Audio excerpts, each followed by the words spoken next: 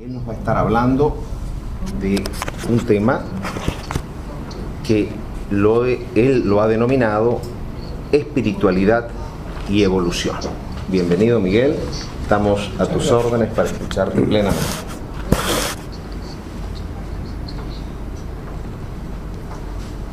Muchas gracias.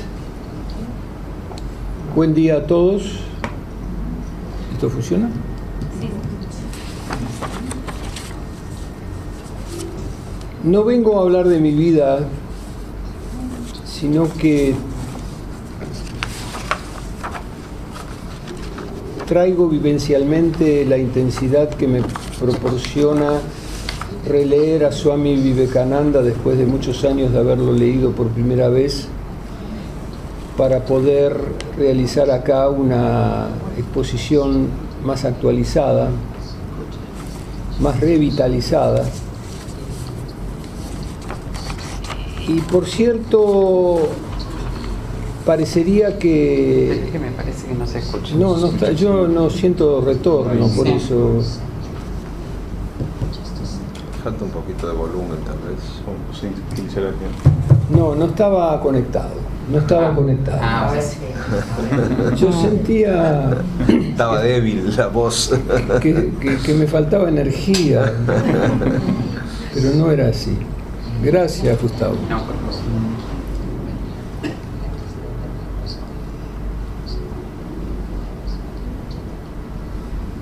Tuve una grata vivencia ayer en la inauguración de este coloquio. Primero porque como ecologista y como propulsor de actividades alternativas, como se las llamó en esa época, malas palabras en el mundo occidental como acupuntura o ayurveda están siendo superadas. El hecho que la UAI haya incorporado la enseñanza ayurvédica es un dato de relevancia. Felicitaciones. Muchas gracias. Y como ecologista he tenido a través de los años la dificultad de introducir la percepción espiritual a partir de considerar que todo lo vivo en la naturaleza forma parte de una sacralidad desdeñada, donde la flora y la fauna es considerada como cosas al servicio de la gente. Y viniendo mucho del movimiento ecologista del mundo marxista y anarquista, cuando uno mencionaba en ese contexto y redactaba documentos utilizando la palabra sagrado, tenía mucha resistencia, porque cuando uno decía la palabra sagrado o divino, los activistas veían a la Iglesia Católica, que es un personaje repudiado en América Latina por ser parte de la conquista y la destrucción de las culturas nativas. Entonces siempre fue difícil compatibilizar el concepto de naturaleza y espiritualidad en ese plano. No voy a hacer la historia de eso porque sería muy larga, pero quiero decir que afortunadamente el concepto de espiritualidad está siendo cada vez más admitido por núcleos ideológicos que se resistían a aceptarlo como parte de la vida, tomándolo apenas como sinónimo de religión y como una traba para el desarrollo de la emancipación de los pueblos. Me fascinó releer, porque también se mencionó ayer un par de veces en esta inauguración, en la inauguración de esta actividad, releer el discurso de Swami Vivekananda en el Parlamento de las Religiones en Chicago en 1893. Lo que me fascinó de ese discurso es que podía haber sido dicho hoy a la mañana. Y me voy a permitir compartir con ustedes un par de fragmentos para que se den cuenta de qué estoy hablando. Hace 120 años, Swami Vivekananda decía: me siento orgulloso de pertenecer a una religión que ha enseñado al mundo no solo la tolerancia, sino también la aceptación de todos los credos religiosos. No solo creemos en la tolerancia universal, sino que aceptamos todas las religiones como verdaderas. Estoy orgulloso de pertenecer a una nación que ha dado hospitalidad a los perseguidos y a los refugiados de todas las religiones y de todas las naciones de la tierra. Me enorgullece poder decirles que hemos albergado en nuestro seno los remanentes más puros de los israelitas que llegaron al sur de la India y se refugiaron en nosotros en el mismo año en que su santo templo era destruido por la tiranía romana. Me siento orgulloso de pertenecer a una religión que ha amparado y ampara todavía los restos de la gran nación zoroastriana.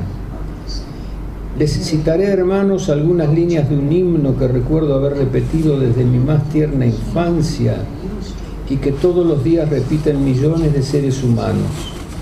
Y dice: así como los diferentes arroyos tienen sus fuentes en diversos lugares y vierten todas sus aguas en el mar, así, oh Señor, las distintas sendas que los hombres toman por sus diferentes tendencias, por diversas que parezcan tortuosas o rectas, todas conducen a ti. Me faltaría agregar a esta lista la protección que le ha dado India al Dalai Lama y a los budistas del Tíbet. O sea que ya desde hace 120 años estábamos en condiciones de vertir un tipo de testimonio tan comprometido socialmente, porque cuando hablamos de justicia social no estamos hablando solamente de dar de comer a los hambrientos y darle techo a los pobres, sino darles a los seres humanos la posibilidad de que asuman esa divinidad que se alberga en ellos mismos para hacerla crecer y multiplicarse, así como otros hacen dinero o otros construyen rascacielos. Y es esa la transición que estamos atravesando en este momento, que es histórica. Esto que India, a través de Swami Vivekananda, ofrecía a la humanidad, está presentándose como un ecumenismo que tiene la misma raíz que la palabra ecología, porque oikos significa morada, significa albergue, significa techo protector, y es justamente el oikos el que está en la raíz de ecología, ecumenismo y hasta también economía, que también necesita como actividad ser reinventada y reflotada porque está muy en el lucro inmundo, como dicen algunos sociólogos. Y es aquí donde quiero agradecerle al doctor Chakrabarti de haber terminado su exposición ayer hablando de ética espiritual, que es un concepto a partir del cual hay mucho por construir y mucho que esclarecer, por la simple razón de que para modelar sociedades diferentes tenemos que sembrar esas sociedades en el corazón de las personas que las van a componer. Y esto no se hace en una generación. No me extraña que hayan pasado 120 años y que esto sea actual, porque este mensaje viene desde antaño.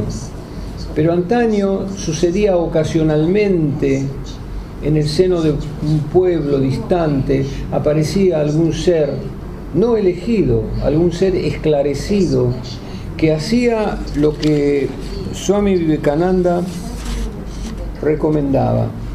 Esto rige para toda actividad, ya sea espiritual, cultural, conyugal. Decía Swami: tomen una idea, hagan de esa idea su vida, piensen en ella, sueñen con ella, vivan esa idea. Dejen que el cerebro, los músculos, los nervios, cada parte de sus cuerpos se colme con esa idea y pongan a un lado cualquier otra idea. Tal es el sendero hacia el éxito, y es así que surgen los gigantes espirituales.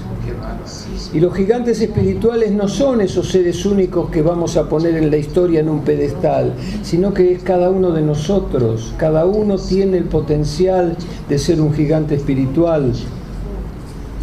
Cada alma, decía Swami Vivekananda, es potencialmente divina, y la educación, la vida social, tiene que empezar a contribuir a abrir los caminos para que la gente aparentemente común descubra su grandeza y descubra su destino divino.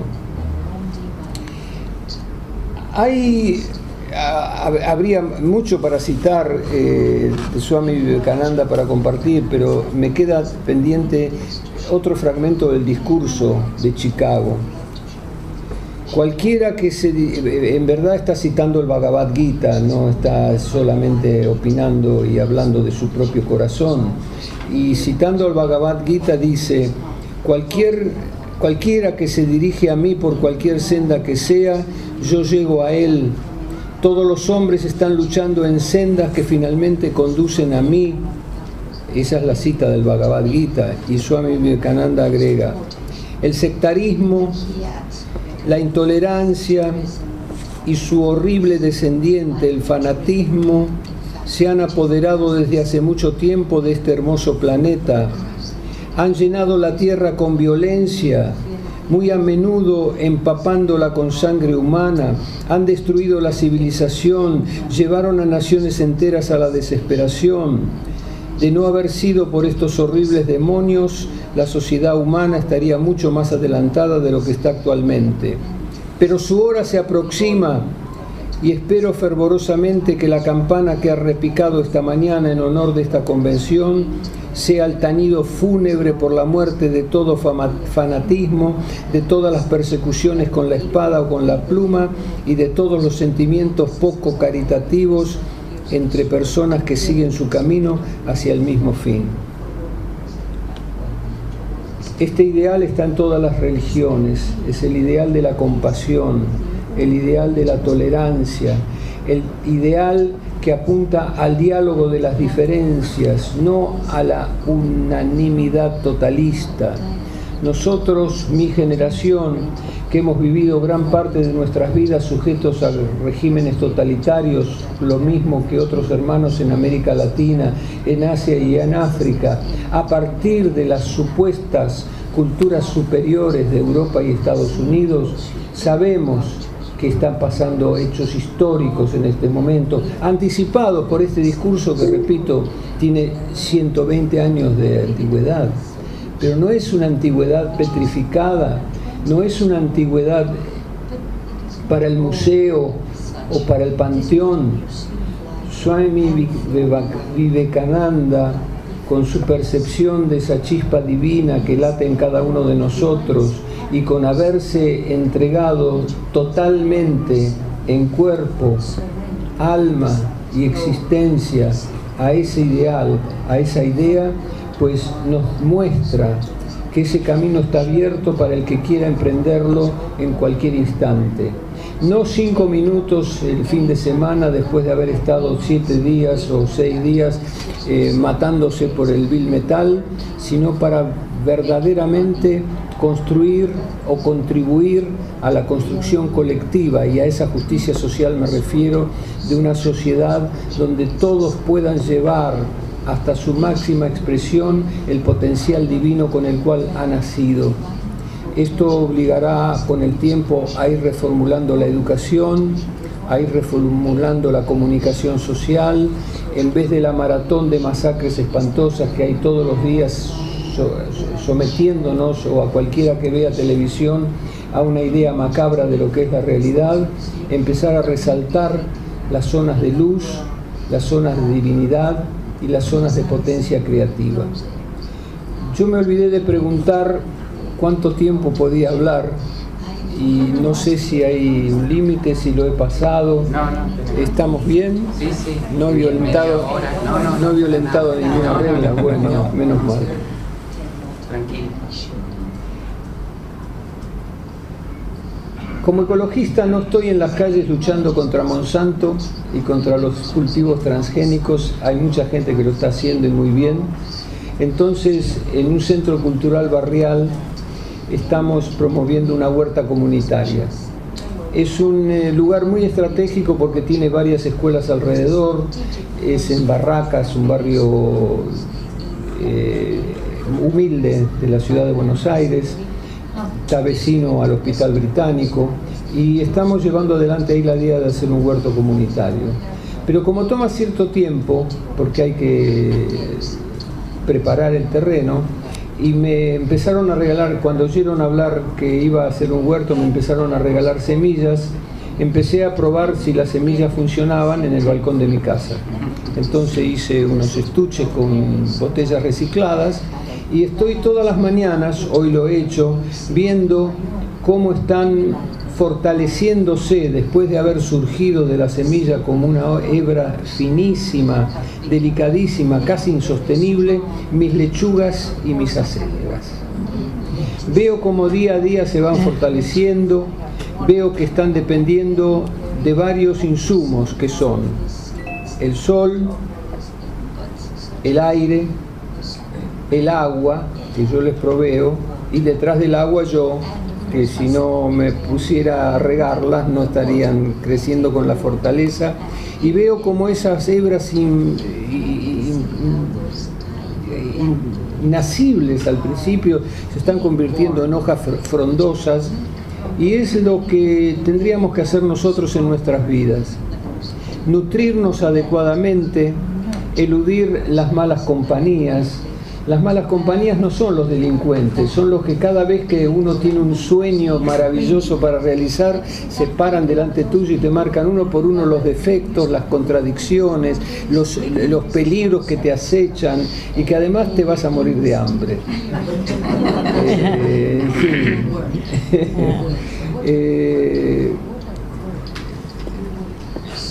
Quiero redondear, porque después podemos dialogar y tenemos más participantes en la mesa.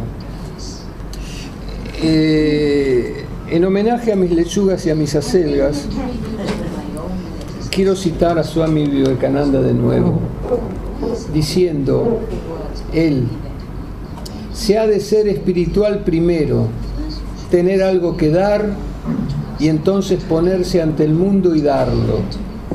La religión no es discurso, ni doctrinas, ni teorías, ni tampoco sectarismo. La religión no puede vivir en sectas ni sociedades. Es la relación entre el alma y Dios. ¿Cómo se puede hacer de ella una sociedad? De esta manera degenerarían negocio, y donde hay negocio o principios comerciales, la espiritualidad muere. Estamos en condiciones de ser parte de una transición, de una transmutación también histórica en función de estos ideales. Se hablaba antes de los ideales como de utopías, y algunos escritores famosos como Albert Camus dijo que la utopía no es una imposibilidad, es algo posible pero que toma mucho tiempo. Espero que dediquen todo el tiempo posible a hacer que esto que llamamos utopía, esta confluencia de la espiritualidad y la justicia social, sea posible. Muchas gracias.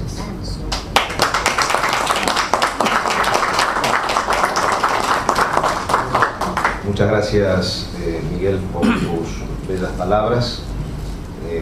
Vamos a hacer una pequeña síntesis para luego abrir una sesión de preguntas y respuestas. Seguramente ustedes van a querer conocer un poco más del pensamiento de Miguel. Y él comentó algo interesante, que es que hay que asumir la divinidad y no solo darle casa y comida a la gente. Es decir, el concepto de un ser divino dentro de cada persona, donde el alimento, más allá de la comida y la casa, y se incentivar al despliegue de esa divinidad. Y después comentó algo interesante de esta relación que existe entre economía, ecología y ecumenismo. Un concepto de tres partes íntimamente relacionado, que nos hace pensar profundamente. Y también hizo énfasis en algunas palabras de Gandhi, donde dijo: tomen una idea, explicó el camino que esa idea puede recorrer y hay que llevarla hacia el éxito, pero no hacia cualquier éxito, sino a aquel camino que nos lleve a transformarnos en un gigante espiritual, que obviamente coincide con todos los pensamientos de Vivekananda. Y además nos habló de sus lechugas, que es hablar de nutrición en última instancia, pero dijo él que la nutrición más importante es rodearnos de buenas compañías, que son la mejor nutrición más allá de los otros aspectos materiales. Y que en este contexto la utopía no es algo imposible. Por lo tanto, trabajemos para eliminar los límites en el camino hacia la conquista de la utopía, aquella que nos va a dar espiritualidad plena.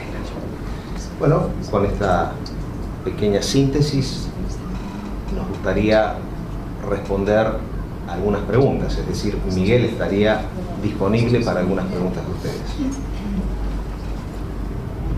Sí, claro. Gracias.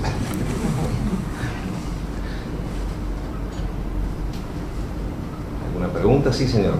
¿Qué nos puede decir respecto a la intuición, ya que usted la nombró, y cómo es el lenguaje futuro de la humanidad, que ya se lo nota, ya es presente para muchos, ese lenguaje espiritual más profundo? ¿Qué nos puede decir de eso?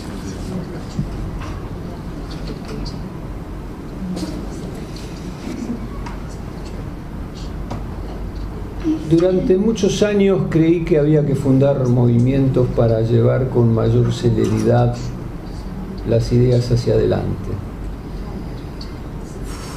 Fui parte de la Red Nacional de Acción Ecologista, que fue creciendo y se convirtió después en Pacto Ecosocial de América Latina, etc.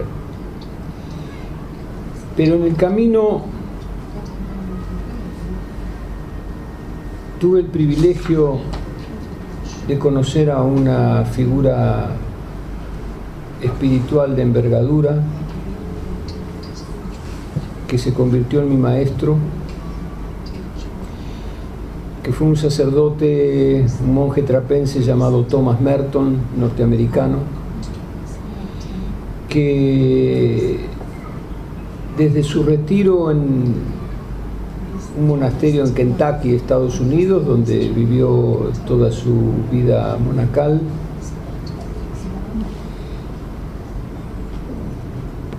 mantenía un contacto epistolar con personalidades de todo el planeta, de todo el mundo, escritores, científicos, y siempre con un pensamiento ecuménico. Y en esa misma época me inicié en meditación tibetana en un instituto budista en Estados Unidos también. Mi encuentro con la espiritualidad, por lo tanto, fue de primera clase y de primera mano, y no precisamente en un centro de reclutamiento, sino en un lugar donde simplemente me enseñaron a volar. Y a partir de allí me dediqué primero durante varios años a aprender el vuelo y después a convocar a gente que quisiera compartir el vuelo, cosa que estoy haciendo actualmente. Tenemos dones de la creación, que algunos frontalmente llaman dones de Dios, que no ejercemos y no practicamos porque ni siquiera en general llegamos a saber que los tenemos. Y la intuición no es magia ni es telepatía sin hilos, sino que es asumir el sentido de la vida y el papel que cada uno de nosotros viene a representar en esta extraña latitud planetaria tan maltratada por el hombre, justamente. Y no hay fórmulas. Yo no estoy promoviendo una fórmula, una técnica, sino que acepto todos los libros sagrados como sagrados. En ese sentido me siento pariente de Swami Vivekananda, porque gran parte de lo que él sostenía está latiendo en mi corazón también. Y vengo dedicándome sencillamente a decir que es posible una vida más intensa, una vida más luminosa y una vida más a la altura de la chispa divina que tenemos, pero es como el sexo, hay que practicarlo para saberlo. Es como la felicidad, hay que practicarla para saberla. Es como la santidad, que hay que practicarla para saberla. Y ya sea uno en una vida matrimonial o ya sea la vida célibe de un monje, la intensidad es la misma. Lo único que cambia son las herramientas. Y es uno el que elige la mejor herramienta para su vida. Nadie mejor que uno para saber cuál es la mejor herramienta. Y el resto es aprender el oficio. Y para eso no hay fórmulas mágicas. Es como aprender a nadar. Uno aprende a nadar cuando salta a la piscina o al mar. Y ahí estamos, decidiéndonos si el mar en el cual vamos a nadar es chiquito, mediano o grande. Y de acuerdo a nuestras fuerzas y a nuestros descubrimientos y a nuestras habilidades, es que vamos avanzando. Pero para nuestra propia satisfacción y para satisfacción del universo, no para satisfacción del presidente o de la organización impositiva que te toca el timbre día por medio.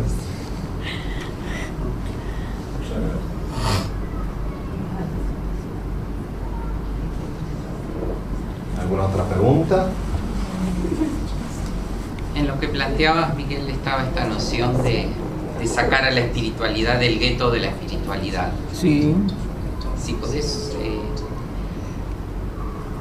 hacer un poco más de estrés en eso, porque lo mencionaste a Merton, que parecía que vivía en un gueto físicamente y sin embargo siempre lanzaba esas voces de alerta, y es uno de los grandes desafíos hoy día, que la espiritualidad no termine convertida en un mercadito más, ¿no? Sí, pero eso existe, el gueto de la espiritualidad encerrada en circuito cerrado, y presumo que va a seguir existiendo porque hay gente que aparentemente necesita ese tipo de protección. Y habiendo estado 2 veces en el monasterio de Merton cuando vivía y después cuando fui a visitarlo en el cementerio, constaté, hablando con las personas con las que se podía hablar, porque los monjes trapenses hacen voto de silencio, no podía hablar con los monjes. Los monjes lo más que hacían, los que eran poetas, me daban copias de sus poemas, pero no conversábamos. Es curioso que hay mucha gente en órdenes religiosas que están ahí no por el gueto espiritual, sino porque han sido abusadas durante su infancia y su adolescencia, han sido maltratadas, ya sea físicamente o sexualmente, y en cierta medida eso que les ha dejado una cicatriz profunda, encuentran que no se va a producir en el ámbito en el cual buscan protección. En nombre de Dios o en nombre de cualquier religión, pero se amparan. Es como el refugiado político que pide asilo. Es un asilo espiritual. Hasta que logran algunos recomponer su ser profundo y real y salen después a la vida a compartir sus descubrimientos y su crecimiento y su potencial evolutivo que está en todos nosotros, y se convierten en la persona que eran antes de ser sacrificados en el altar del poder del más fuerte o de la impunidad del abuso. Pero esa es una cara de la moneda. La otra cara es la gente que viene del mundo sectario, de la ideología política y del autoritarismo, y que también forman sectas de autoritarias y malévolas intenciones, que es someter al prójimo para convertirlo en súbdito. Hay gente que necesita súbditos, que necesita ser adorada, venerada, cuando en verdad eso es un lastre imposible. Pero eso es parte de la realidad. La luz está en otra parte y tiene más potencia que cualquier tiniebla, porque la tiniebla es solamente ausencia de luz. ¿Sí? Muchas gracias. ¿Podría hablar sobre ciencia, espiritualidad? Bueno, yo no soy ni físico cuántico ni biólogo molecular, pero una de las cosas más simpáticas de las últimas 2 o 3 décadas es que la ciencia avanzada está admitiendo que todo lo que decían las grandes personalidades espirituales de la historia era correcto. Y era hora que lo hicieran. Y la espiritualidad ha seguido creciendo y evolucionando independientemente de la indiferencia científica, pero esto tiene que ver un poco con la incapacidad occidental de asumir al diferente, al distinto. La ciencia, yo estoy compartiendo con mi grupo de meditación desde esta semana el Sutra del Corazón, que es un texto budista muy importante, cuando dice que toda la forma o el cuerpo, todo es vacío, y todo vacío es una forma. Y la ciencia viene admitiendo que eso es así, porque en verdad conocemos hasta cierto punto la realidad porque no tenemos las herramientas para ir más lejos. Una vez un físico moderno que ha escrito varios bestsellers, que se llama Fritjof Capra, defendió a Albert Einstein diciendo que era injusto, porque últimamente está de moda cuestionar a Einstein, decir que estaba equivocado, que la teoría de la relatividad era incompleta. En verdad era incompleta, pero no era porque estaba equivocado. Capra dijo, no estaba equivocado, llegó al máximo posible con las herramientas de las que se disponía en esa época. Y la ciencia está todavía en ese camino buscando sus mejores herramientas, no sus nuevas herramientas, en mejorar la cualidad de percepción, de definición y de identificación de qué hay abajo de la partícula y del átomo más inexistente, para ver que en el fondo, lo que hay en el fondo es el vacío. Pero es justamente el vacío del cual salió el Big Bang, que nos dio existencia a todos nosotros. Se convirtió primero en materia, después se convirtió en espíritu y finalmente en Dios. Y ahí estamos, aprendiendo a convivir con Dios en una coexistencia pacífica. Dr. Chakrabarti, please, your question.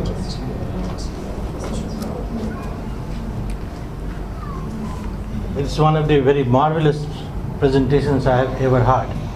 Es una de las mejores presentaciones que he escuchado.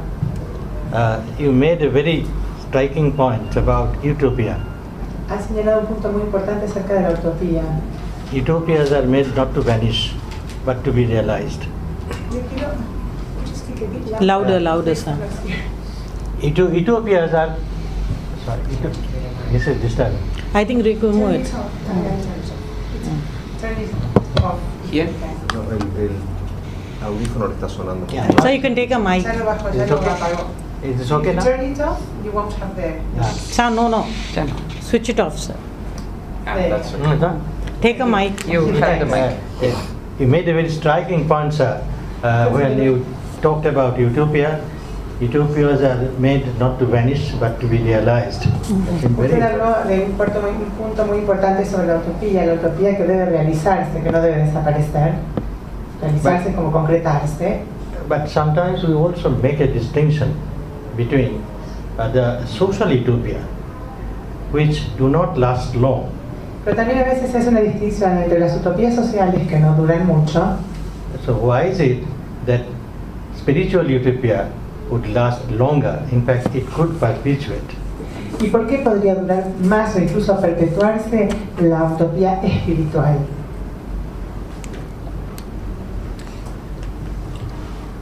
En principio, la utopía política no es una utopía, es un espejismo. Por eso genera monstruos, nada más. Ese es el 50% de la respuesta. El otro 50% es el siguiente, es una respuesta poética. La utopía espiritual no tiene fin, porque genera santos, genera santidad. Y la santidad, como toda la creación, es ilimitada, está en estado de luminosidad constante. Es muy sencillito la cosa, es como el bebé. El bebé cuando nace no parece ser una persona. Se puede convertir en un criminal o en un santo. El criminal termina en la silla eléctrica y el santo termina con los ángeles. Y el mundo de los ángeles lo conocemos muy poco también. Fully satisfied, sir. Salutation. El doctor Chakrabarti le dijo: estoy plenamente satisfecho con lo que usted me ha comentado. ¿Sí? ¿Más preguntas? Por favor.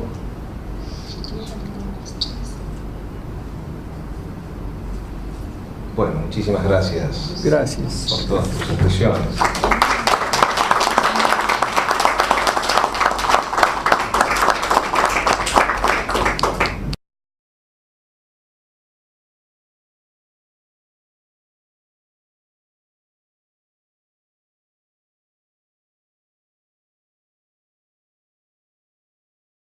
Es difícil compatibilizar el concepto de naturaleza y espiritualidad en ese plano.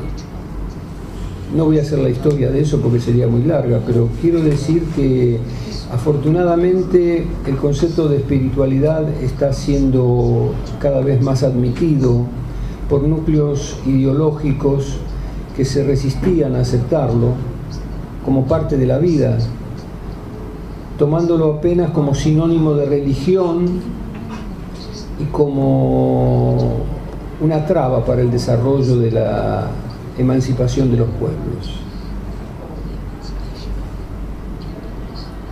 Me fascinó releer, porque también se mencionó ayer un par de veces en esta inauguración, en la inauguración de esta actividad, releer el discurso de Swami Vivekananda en el Parlamento de las Religiones en Chicago en 1893.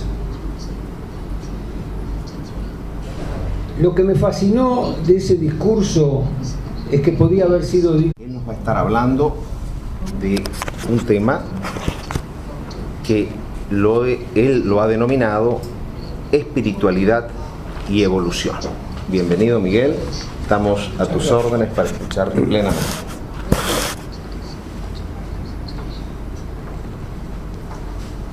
Muchas gracias. Buen día a todos. ¿Esto funciona? Sí. No vengo a hablar de mi vida, sino que traigo vivencialmente la intensidad que me proporciona releer a Swami Vivekananda después de muchos años de haberlo leído por primera vez, para poder realizar acá una exposición más actualizada, más revitalizada. Y por cierto, parecería que... Es que me parece que no se escucha. No está, yo no siento rechogue a la mañana. Y me voy a permitir compartir con ustedes un par de fragmentos para que se den cuenta de qué estoy hablando. Hace 120 años, Swami Vivekananda decía: me siento orgulloso de pertenecer a una religión que ha enseñado al mundo no solo la tolerancia, sino también la aceptación de todos los credos religiosos. No solo creemos en la tolerancia universal, sino que aceptamos todas las religiones como verdaderas. Estoy orgulloso de pertenecer a una nación que ha dado hospitalidad a los perseguidos y a los refugiados de todas las religiones y de todas las naciones de la tierra. Me enorgullece poder decirles que hemos albergado en nuestro seno los remanentes más puros de los israelitas que llegaron al sur de la India y se refugiaron en nosotros en el mismo año en que su santo templo era destruido por la tiranía. Muchas gracias.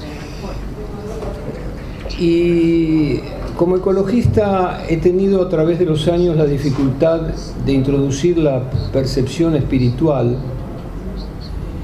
a partir de considerar que todo lo vivo en la naturaleza forma parte de una sacralidad desdeñada, donde la flora y la fauna es considerada como cosas al servicio de la gente. Y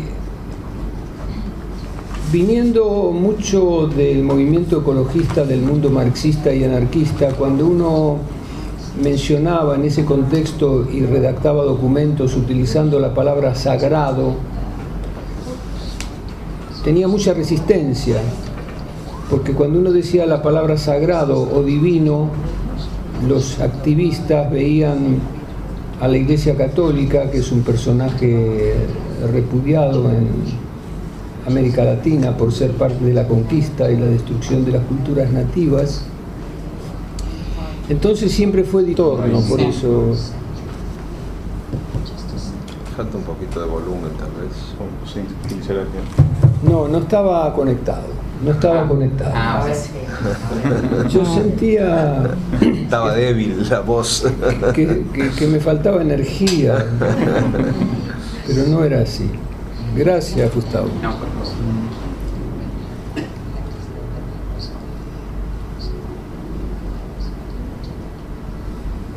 Tuve una grata vivencia ayer en la inauguración de este coloquio.